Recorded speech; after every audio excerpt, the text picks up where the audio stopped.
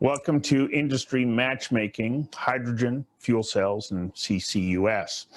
Now, I know that we all get tired of having to go through all these housekeeping notes, but it's worth pointing out because I found that in each one of these sessions, people want to be able to add questions, connect with one another. So just before we get started, let me remind you that this industry matchmaking session is also only open to small and medium sized enterprises and industry.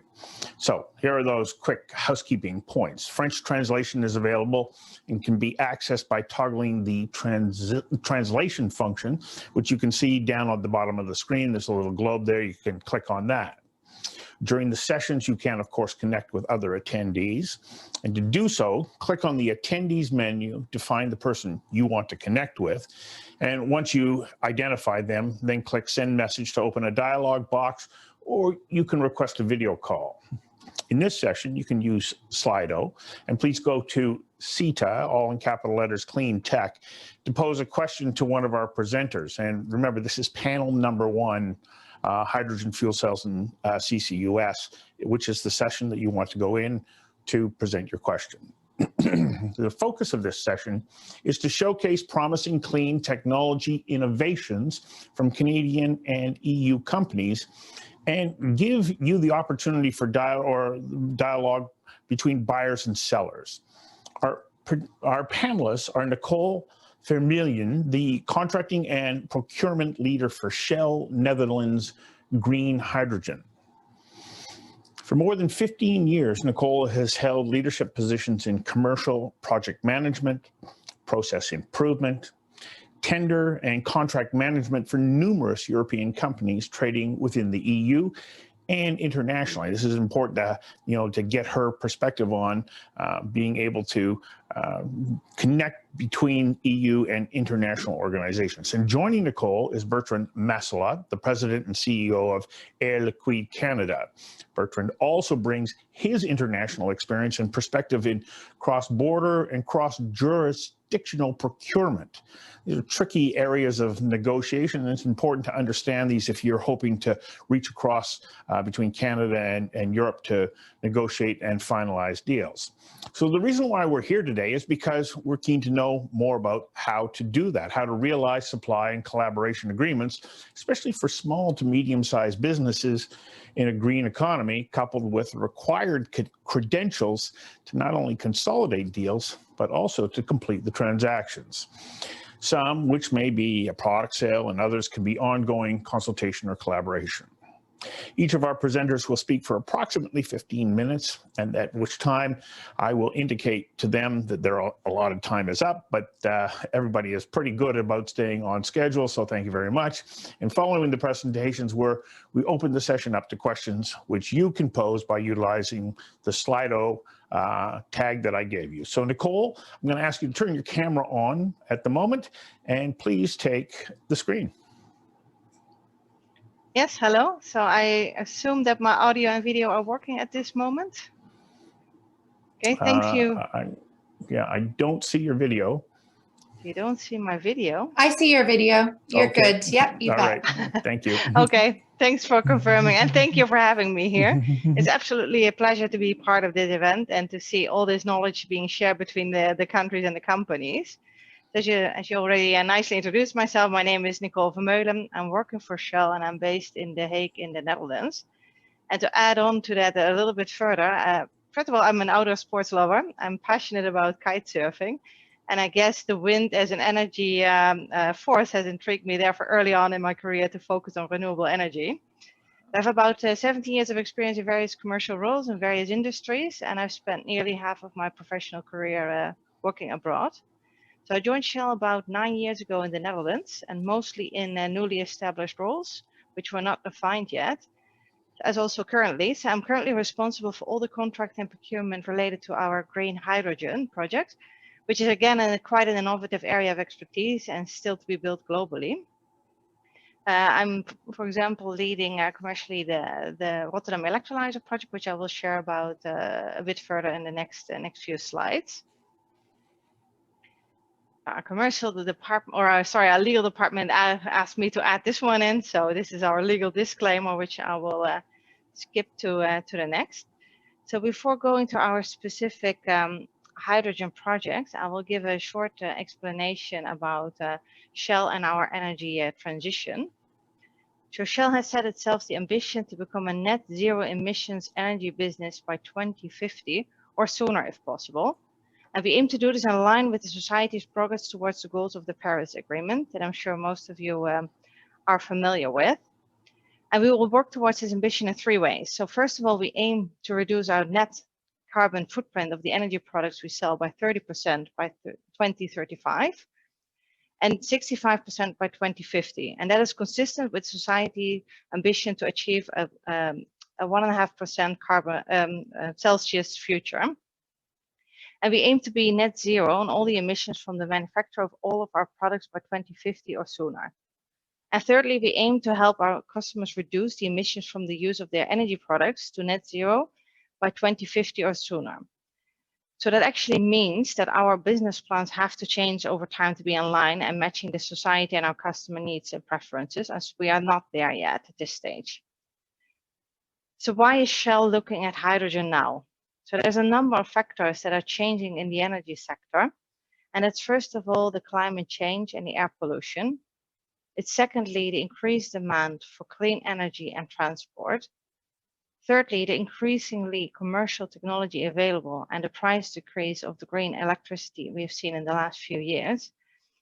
And fourth, the new supportive policies, which are essential eventually to make this economically viable.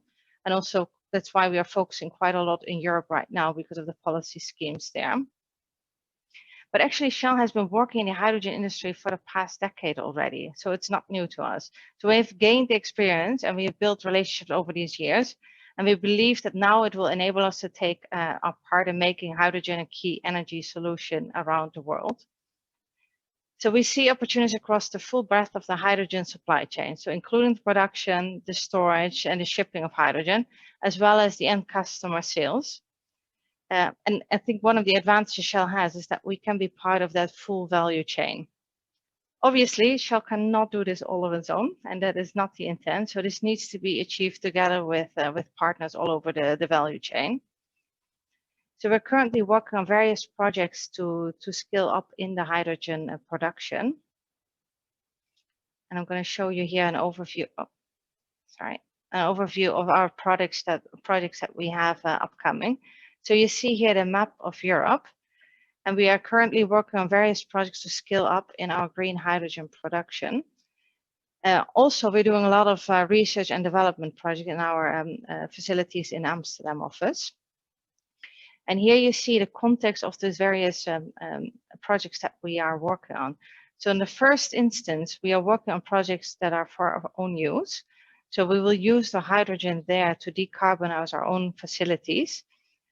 So for example, our refinery will be the off-taker there. So you see, for example, the project Refine in Germany, as well as the Rotterdam Electrolyzer project, which I will tell you more about in the next few slides. And then the next step would be to serve the hubs. There you see, for example, the project that we have in Emmen. It's also in the Netherlands, and that will be on our own gas facilities that are being dismantled, where we will set up an electrolyzer project, but that will be actually for the industry, so we will not be our own off-taker. The third step will be to start the clusters. I will go more details for the examples there as well, but you see here that's a North H2 project you might have heard about because it's really a large-scale one, as well as the Ingoland project. And the fourth step be if we have a fully developed supply chain, hydrogen value chain here. So going more into the details of the projects that we have currently ongoing. So the first one is the Rotterdam Electrolyzer project. So together with a few partners, we want to create a green hydrogen hub in the port of Rotterdam. And Shell aims there to produce the green hydrogen on the second Maasvlakte, where we use the green electricity from wind power. And this wind power is intended to come from our offshore wind farm on the Hollandse Kust Noord. And that wind farm is intended to be operational by the end of 2023. So generally, the Netherlands is working quite hard to increase the amount of renewable power generation. For example, by building these offshore wind farms on a large scale. And it gives the Netherlands a very good position to become the hydrogen hub for the northwest of Europe. So that makes it possible due to the good unique location we have and the offshore wind farm potential that we have here in the North Sea. And we also already have an extensive transport network of gas pipelines that may be utilized for this as well. So green hydrogen can play an important role in the decarbonization of the industry, which currently uses large volumes of gray hydrogen. So replacing this hydrogen produced from the natural gas with green hydrogen that contributes to the decarbonization of our energy system. And a second important use of the hydrogen will be in the heavy duty transport eventually. So if all goes according to our plan, then this hydrogen plant on the second Maasvlakte will be built on a site so that's specifically designated by the port of Rotterdam. And in this plant, our green hydrogen plant will be producing around 200 megawatts per year. So we intend to be into the operation by the end of 2023, when also the offshore wind farm is going into operation. And in first instance, that will be used at our refinery Pernis. So that's the largest European refinery that we have. So partly to decarbonize the production of the fossil fuels there. In a later stage, it is aimed to be also used for mobility. So as you can imagine, a project on this scale, so the largest one currently is 10 megawatts, and here we go to a 200 megawatt plant. So this faces many challenges, and one of the largest one is to scale this up to this site within the given time frame that we have. So what we see is that we still have to develop the supply chain here, for example, as not such a large project have been built yet. So currently we're working really closely with the market and various electrolyzer manufacturers to assess and de-risk the technology solution for our Rotterdam project to scale up to the 200 megawatt capacity. So with a few of these manufacturers, we're working closely on an engineering design, and we intend to select the best design amongst those and that has the best ability to meet our timeline that we foresee. Then the second project that we're working on currently is the Refine project, which is on our refinery in Europe, sorry, in Germany, where we are building a 10 megawatt PEM electrolyzer plant. So we have already started with the construction, and that's also intended to be the largest in the world at this moment. It will be producing approximately 1,300 tons of hydrogen per year. And the plant is being built by ITM Power and will be operated by Shell. So this one is intended to be operational this year in 2021. And then the other project that we're currently working on that you might have heard about also in the media is the North H2 project. So in this project, we work together with a few consortium partners, such as GasUnie, but also Groningen Seaports, where we have announced one of the largest green hydrogen projects in Europe. It's located in the north of the Netherlands, where we will also construct significant large wind farms in the North Sea. And we aim to gradually grow to a capacity of 10 gigawatts by 2040. So that is a very large ambition. The first turbines should be ready in 2027, and those will be used for the green hydrogen production that will be mainly used to supply our industrial sector there. The project is currently in the phase of feasibility studies, and we aim to have those finished by the end of this year. So as you can see, Shell is quite active in the green hydrogen production, and we are working on various projects now to scale up to really large scales in a megawatt, hundreds of megawatts and gigawatts. But most importantly, this is important that we work together with the partners, the policymakers, but also the supply chain to really get to the right level. And on the other hand, also we need to increase the demand. I will keep it at this so that we have enough time left also for questions later on. But also, if after this event anyone wants to connect with me, feel free to reach out or connect with me on LinkedIn. I'm always available for that. So thank you. Thank you, Nicole. As I was listening to your presentation, I was, of course, taken by the scale and magnitude of the projects that you're working on. They are massive, and they will require coordinated effort. So I'm sure there are many small to medium-sized companies that are saying, okay, how can we be a part of that? But before we get to those questions, I'll ask you to turn off your camera right now. Bertrand, I'll have you turn on your camera, and you can take the screen, please.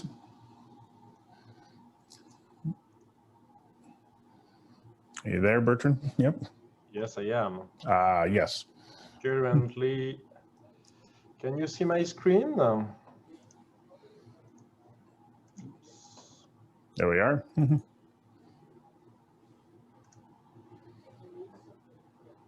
You should be. You're not able now. to see it. Yeah. Sorry? It's okay? Okay, so thank you for giving me the opportunity to provide you a flavor of what the group Air Liquide is doing right now, and that not only in Canada. So to begin with, I would like to provide you with a short insight on what is the Air Liquide Group and why your organization is relatively favorable for partnering with local players. Beginning perhaps with one statement. We are a large size international corporation. We are present in many countries. But more important, according to me, is not figures I'm currently providing, but what is the core, the DNA of our business. We are playing with small molecules, oxygen, nitrogen, hydrogen, argon, CO2, and more. And with those molecules, for now more than a century, we are, through applications, improving industrial processes, improving quality of life of patients, and more. And to a large extent, such type of molecules are produced locally and used as well largely locally, at least historically, which is explaining why typically Air Liquide was present by 1911 in Canada. And we are already present from the east to the west coast with two large types of activities, two more capital intensive, what we call large industry, typically supplying partners and customers similar to Shell, process industry, large to mid-size customers, and then two very manpower intensive and transactional activities, what we call metal fabrication. It's not only metal fabrication, but it's using cylinders and small quantities of industrial gases, and last but not least, healthcare, as we are present in hospitals and in home healthcare, and very active typically in the last year with the COVID-19 time. More important, I wanted to stress this specific slide and setup. It's our global and open innovation ecosystem. And voluntarily, I'm not speaking about research and development. It's innovation centers. And as you can see, we are present locally. We are present in Delaware. There's a satellite of this Delaware center located in Montreal. We have a so-called Aliad setup. It's our venture services division, present in North America as present in Europe. Why? We have engineering and constructions as well. I wanted to stress that as we are currently dealing with a notion of partnering and partnering with small to mid-size players. And that's, according to us, one way to be present, to be in a position to discuss face-to-face to those players, and to a certain extent, to speed up such type of processes with, why not in a second step, a cross-fertilization around the globe through the various Air Liquide Innovation Center and facilities. If I'm looking now at our, let's say, objective, nothing, let's say, fundamentally different from what Shell was presenting. We are clearly stating the fact that despite we are energy-intensive player, we are this objective to reach full carbon neutrality by 2050, and we have already by 2025 the objective, and we are already very well positioned to decrease our carbon intensity by 35%. The care for patients, I'm not going to drill in it, no worry today, but it's important. As you remember, we are present as well in the healthcare. And ultimately, the base of our activity as we are dealing with long-term contract is trust. Trust with our employees, trust with our customers, trust with our partners and suppliers. Regarding the carbon neutrality, But we are working on 3 pillars. On our own assets, but we are energy intensive. An air separation unit, you can see very fast air separation unit of 20, 30, 50 megawatt and more. So decarbonizing our assets is important through improvement of efficiency, PPA, and more. But we can as well work with our customers in order to support them decreasing their carbon footprint, notably in industrial sectors where decarbonizing is not easy. And last but not least, what we are trying to do as well is to develop what we can define as those new mobility and green ecosystem, hydrogen society. It's really an ambition we have now for a while. And we do think that we are relatively well positioned and pushing in this direction, not only with concept, but with real projects. And we will drill in that in the upcoming slide. So let's speak a little bit of hydrogen. As Nicole was stressing, it's not new. We are working and delivering hydrogen for now more than 50 years. And there's a lot of industrial applications using hydrogen, heat treatment, glass, chemical, petroleum refining, desulfuration. And then mobility. Well, in the 60s, 70s, it was rocket fuels. And last but not least, energy storage, as ultimately hydrogen is a fantastic small molecule for storing energy. And generally speaking, mobility, notably fuel cell electric vehicles. So something totally new. What we wanted to stress is as well the following: the way we intend to position ourselves is clearly to, let's say, master the full value chain from primary production down to the application. Just giving you a few examples. Let's begin to speak about low carbon hydrogen, but typically coming from gray hydrogen. We set up now a good 5 years ago a carbon capture after a steam reformer in France, in Normandy, Port-Jérôme. And that's something which is working very properly using one of our proprietary technology for now more than 5 years. We are currently working, and it's in development, a larger scale CCS in Antwerp, Benelux. Let's swap to the primary production of what we could define as green or low carbon hydrogen, native. But what you can see is that we are scaling up. We did the first test or trial with an Hydrogenics, today we would say Cummins proton exchange membrane electrolyzers in Denmark, and we ran it for a good 2 years, 1.2 megawatt. We just started late 2020, a 20 megawatt proton exchange membrane electrolyzers in Bécancour. And we are currently working, just to give you one example, on a large scale, again, a factor 10, 200 megawatt electrolyzer in Normandy, France. And it's just a few examples, but just showing you how the scaling up is now running in this field. And as industrial player, we are testing that step by step to avoid clearly technical surprises.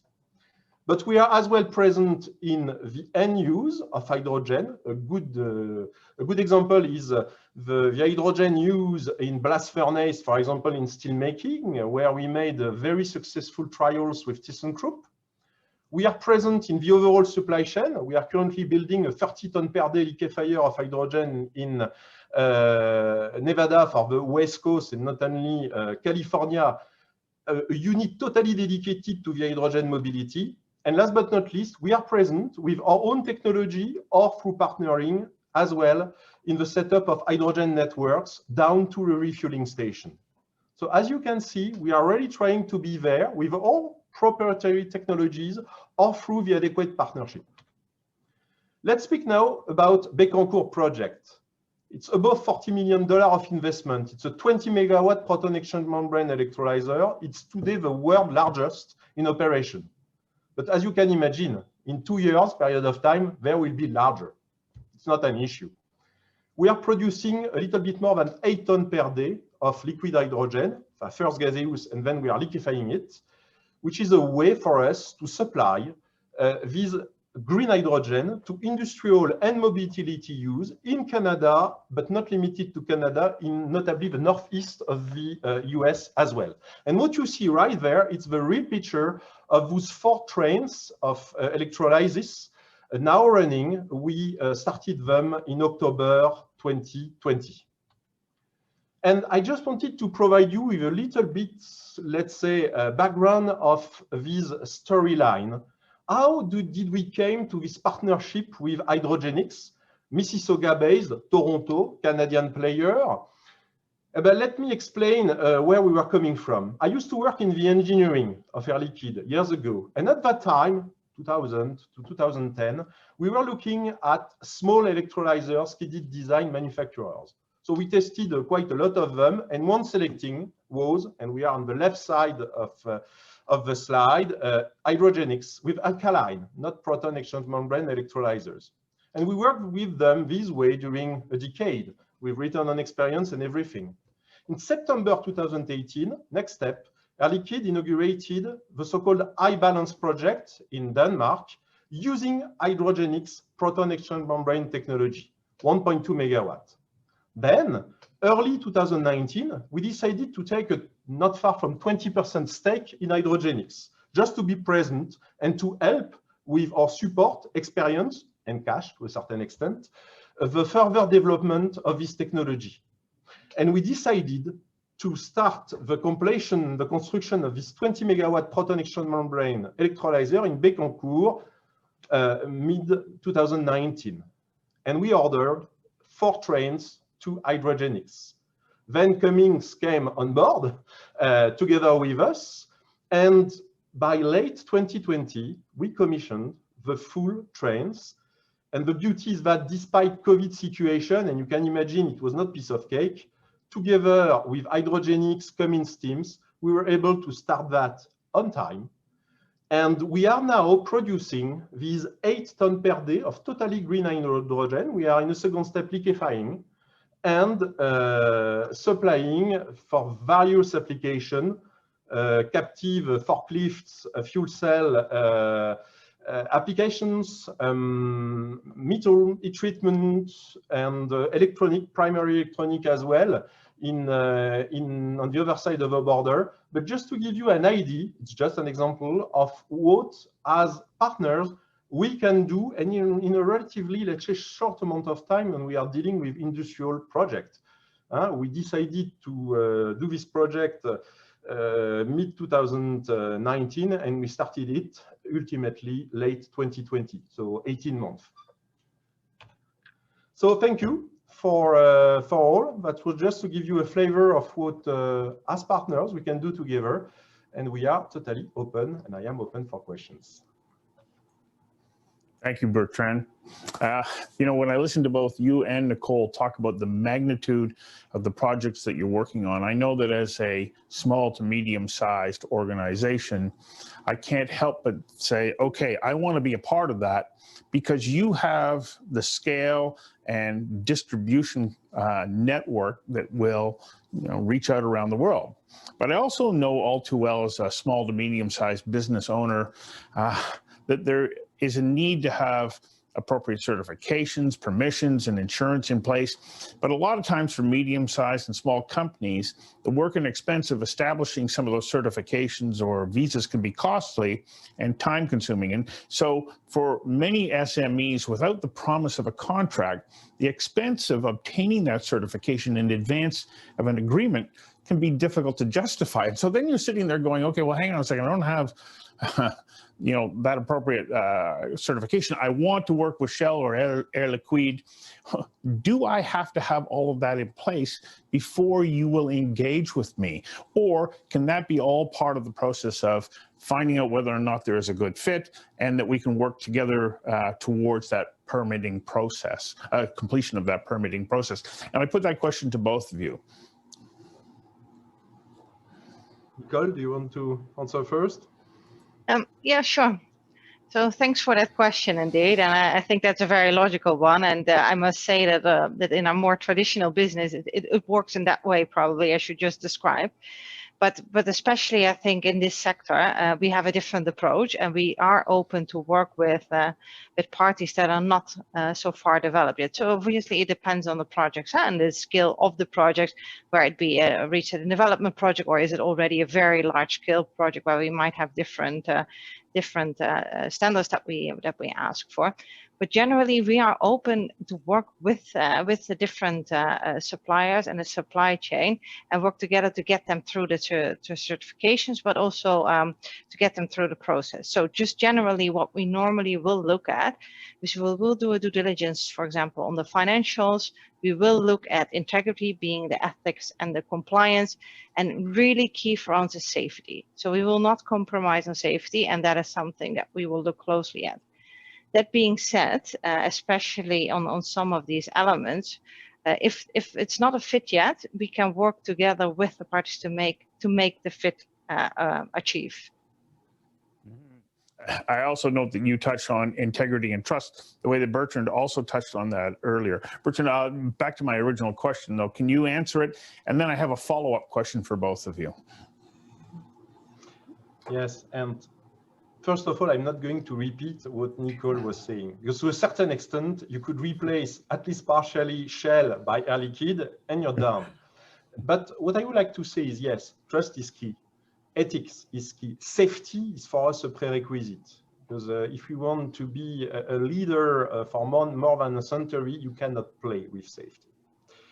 What's important, and that's why I wanted to show you that we are not only present as operations in 77 countries, but that we have as well a local presence of our so-called innovation centers, of our venture division arm, is that depending of, let's say, the maturity of the activity, depending of the fit to a certain extent with Air Liquide activities, we have solutions.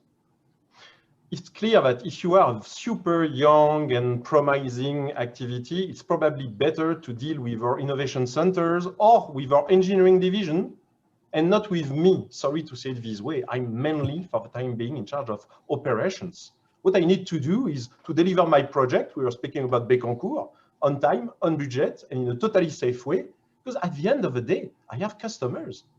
And I will not tell you, sorry guys, I'm a little bit late, so you will fuel your Mirai or any other equipment in 6 months. So in other terms, we need big corporations, we need to adapt, to be in a position to speak the same language, and to let, let's say, the level of flexibility, agility needed by new players, small entities, while at the same time bringing our network, the robustness of our processes, and as we said, safety, ethics, and governance. Exactly. So let's say we navigate our way through that. The reason that we want to partner with both Shell and Air Liquide is, of course, the scale, access to global markets. But once again, we're a small to medium-sized company, and we want to grow. What is the appetite from both of your organizations to help those suppliers scale up? Because there's costs and there are challenges that are associated with that on many fronts, supply chain, cash flow, and so on.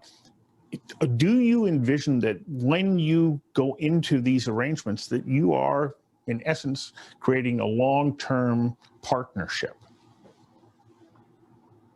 I may answer first, Nicole, if you agree. Yeah, go ahead. I would say yes, clearly. And to a certain extent, what I was trying to provide you with my hydrogenic story is a little bit this flavor. More than a decade ago, we were already looking at on-site production of hydrogen. But between us, dinky toys, small skidded on-site equipments. And it took us a while to make the right selection of partners and players. And we exchanged with them in order as well to improve the setup, processes, reliability and maintenance of equipment, because we have all the feedback of decades of maintenance of our own gas generation units. And then step by step, and that's what you saw probably in my presentation, with a proton exchange membrane technology inherited from fuel cells, because to a certain extent, to make it simple, proton exchange membrane electrolyzers is using the same type of membranes a fuel cell is using in a vehicle. So we made it first a good 1 megawatt, tested it with intermittent energy in Denmark, with good feedbacks provided to the manufacturer, and then decided to jump to a factor not far from 20, for this time being at least. And there we did more. We injected cash in the entity. And I can tell you that the success we have today with this 20 megawatt electrolyzer running for now a couple of months, it's a team success. It's Hydrogenics Cummins now on one side and Air Liquide on the other side. And I can tell you the level of exchanges in terms of project management and everything, expediting and more, was really excellent. So it's just an example, but it means it works. Nicole? Yes, thanks. Well, yes. Let me add on what Bertrand also mentioned, and what I also tried to explain in the short presentation that I gave, is to make this successful. We have to do this together with partners. There's no way we can do this all on our own, and so that means partners indeed with of course with the policymakers, the customers, but also with the industry. So the current situation is still, as we all know, that the green hydrogen is still too costly. We really need to reduce the cost to make it viable. And the only way to do that is to work closely with the industry to make this happen. So we have to work with them to find the technology to get those costs down. So that will be absolutely a key item.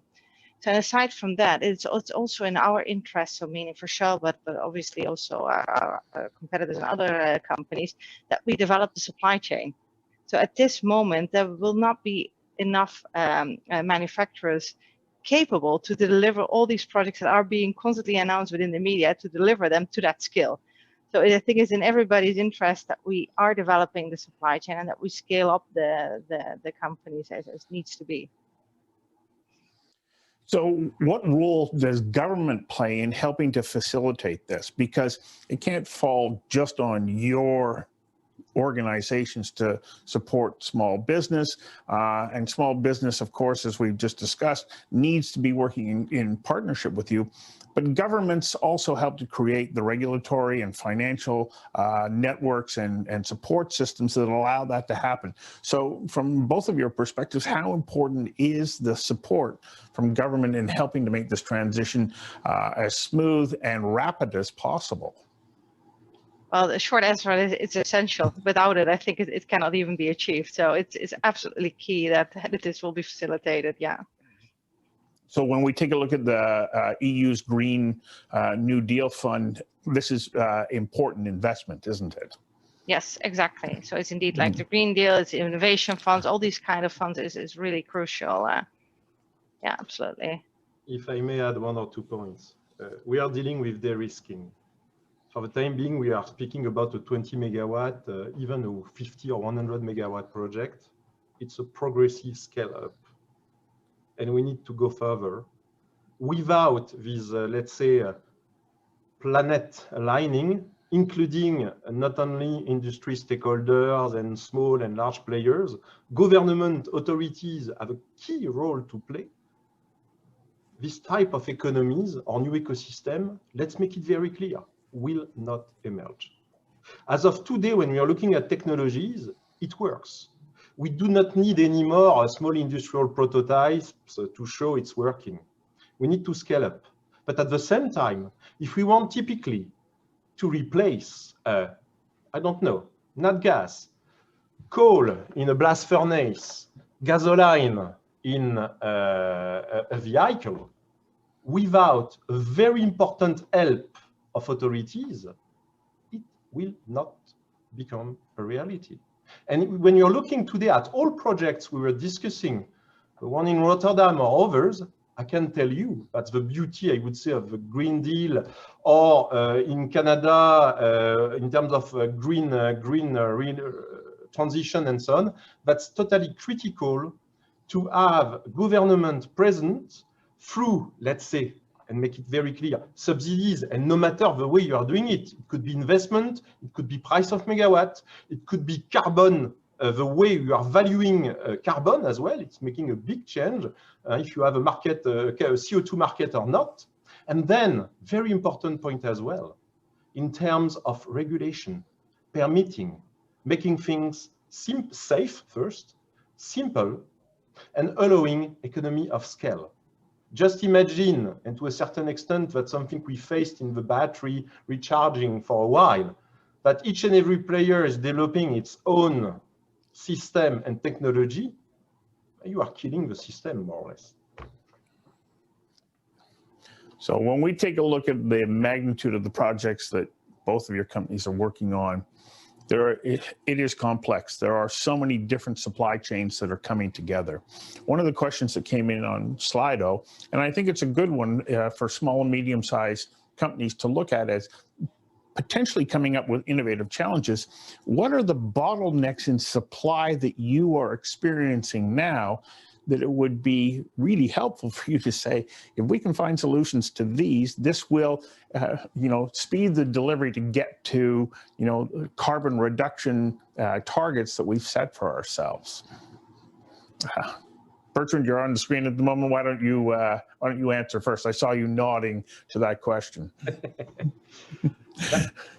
To begin with, to make it very simple, electrolysis manufacturing capacity. When we are dealing with gigawatt, we intend to set up, and I'm not saying we are not going to do it. I can tell you, not with the existing setup, where electrolyzers are still, at least for a good portion of them, produced in very small batches. But the beauty of this statement, it's not so negative. We are in a position where the manpower portion of the electrolyzers, and by the way of the fuel cell, could be largely decreased through standardization, through automation, and we are just at the beginning of the curve. So on one side, it's extremely positive, at least in terms of capital cost of our projects. We see we will be in a position to decrease them step by step. On the other side, it's a new era in front of us. And for that, yes, industrial players, no matter their size, are going to play together to partner. But we will need, and that's the beauty of what was set up in Europe between France and Germany and more, and Canada coming in as well, we will need very strong support from authorities and government if we really want to see this green revolution or evolution emerging. Nicole, do you have further comments? No, I think it was summarized already quite well, but indeed, so it regards really the full supply chain that needs to scale up, and that's going to be a learning curve for all of us. Huh? So for all of us, that's the first time we deliver this large scale. On the other hand, we can of course learn from other industries as well. Huh? So we do have, for example, in the oil and gas industry, we have a lot of experience with these big scale projects, and there's other players in the market as well. So what you see happening as well now is this partnering to leverage the experience, I think, from the other industries to make this happen. So one of the things, of course, that's in that supply chain is not just the production, but then the delivery of the hydrogen to end users. A number of years ago, the former Premier of British Columbia and the Governor of California got together and they were going to create a hydrogen highway between British Columbia and California. But it ran into many, many challenges, and at the moment, it is still not being realized. What are the challenges that we are going to face in being able to deliver the product into the networks that are going to require this cleaner source of energy? Did I stump you? Maybe. Yeah, that's a tough one, isn't it? Because it's complex. But I think the first question here is also the demand needs to increase. Mm-hmm. So I think that is important, that also from the end customer, the demand really increases because it's not there yet. And that's also why we have this medium solution in the meantime, that we take our own facilities as off-takers in the meantime, or the heavy industry. So if you want to move to mobility, I think that the demand really should increase as well. And that might take time, yes. Well, is it not key though that we see an increase in that demand if we're hoping that hydrogen, along with other clean energy sources, are going to be replacing or reducing the carbon footprint of fossil fuels? If there isn't that uptake in the marketplace, it's going to be very difficult for us to hit those targets. And so how coordinated does the effort have to be for us to be able to create that distribution network? Key, it's not even going to be difficult. I think it's going to be impossible. So it's absolutely needed to realize this. And this is where government comes back in again, does it exactly. not? Exactly. Yeah, I didn't want to repeat the same thing again, but exactly, yes. But I can't see it happening without the role of government, not just saying this is what we envision, but we now need to create a regulatory environment in the distribution of energy that says you have to move to this source of fuel. We can't just hope that it's going to happen. We have to move it in that direction. Yeah, bring the right support system indeed to enable this. Yeah, exactly.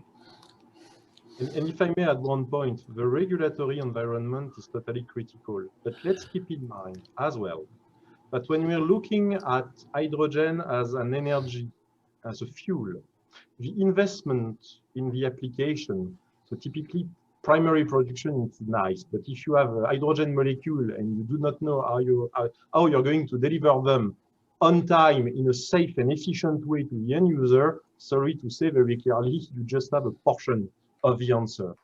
What's important to have in mind is the following. When you're dealing with hydrogen refueling station, and I'm not going to say it's 2, it's 3 million, it's euro, it's US dollar, but in all cases, it's million something. It's not comparable to what you are doing typically with a battery electric vehicle when you are plugging it in a fast charger for 20,000. The big gap is that on one side, further the investment of the refueling station, you can fuel thousands of equipments. It's similar to gasoline. When you have a charging station, you can fuel 1 car or 2 or 3, depending on the speed of the charge. What does it mean? It's capital intensive. And if we want such type of new ecosystem to emerge, you're right, we will need a strong push of government. And that's something we see more and more articulating, notably in Europe. And that's something we are really looking for. Adding a last point, perhaps, it's important to have everybody aligned. The hydrogen manufacturing, the refueling station and the network in place along the motorways, car or truck manufacturers, because if one piece of the system is missing or is not totally on time, as you can imagine, it's difficult to make this ecosystem fly. Right. The transition from one supply chain to the next is complex and it takes time. As you're talking, I can't help but think about the role that hydrogen can play in addressing some of the issues that agriculture faces in reducing its fuel consumption.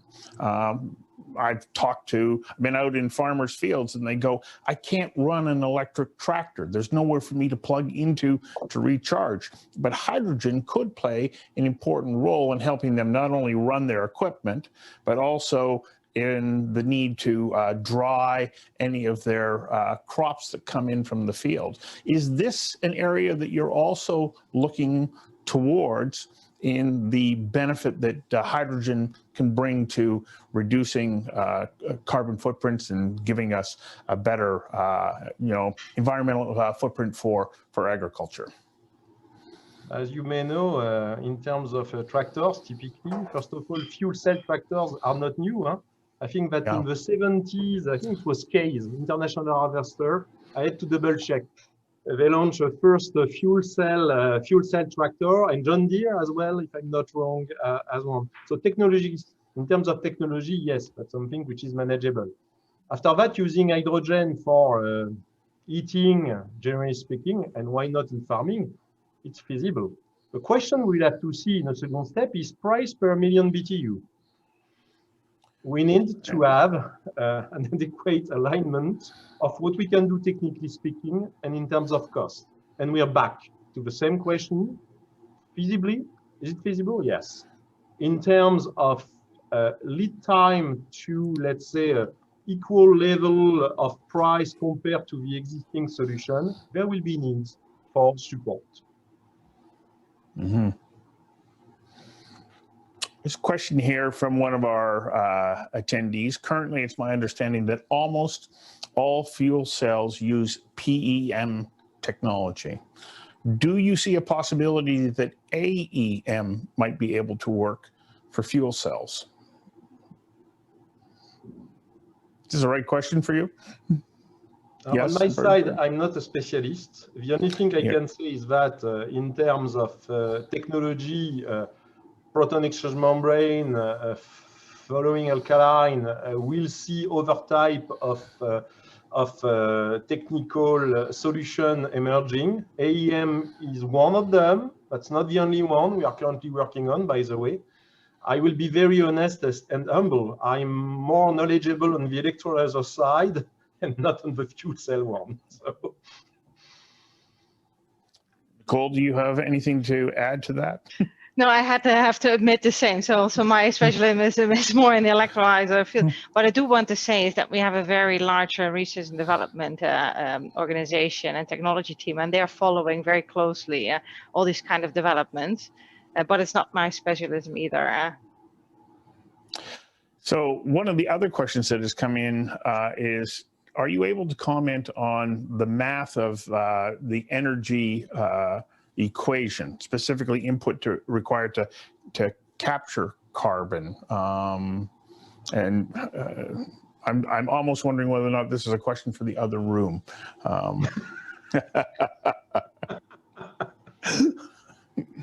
You know, one question that would be, of course, because in this sector, there are applications through every single potential industry. The film industry here in Canada, and especially in British Columbia, is quite large. They run power plant generators, mobile power plant generators that are usually running off of diesel. This would be a fantastic application for hydrogen because it will allow them to do what they want and also give us a better environmental impact. You're totally right. Could be smaller scale, by the way. Could be remote location. Could be mining, not only farming, but mining. And that's something we could totally envisage. I'm not an energy player but in very remote locations, typically in Quebec, we could clearly imagine replacing diesel generators by hydrogen one with fuel cells. It works. Right. So let's come back to our original theme right here and get a few closing remarks from both of you about what it is that you look for when entertaining I guess having your curiosity piqued to want to pursue a request or a pitch from a small to medium-sized company that says, we have a concept, an idea, we're innovating on something, and this is how we believe that we can be of value to you. What's important to you for you to be able to say, yes, we will explore this? I know that you've already talked on trust, safety, that you have the necessary credentials, but in that presentation, what are the elements that you're looking for? Nicole, can I start with you?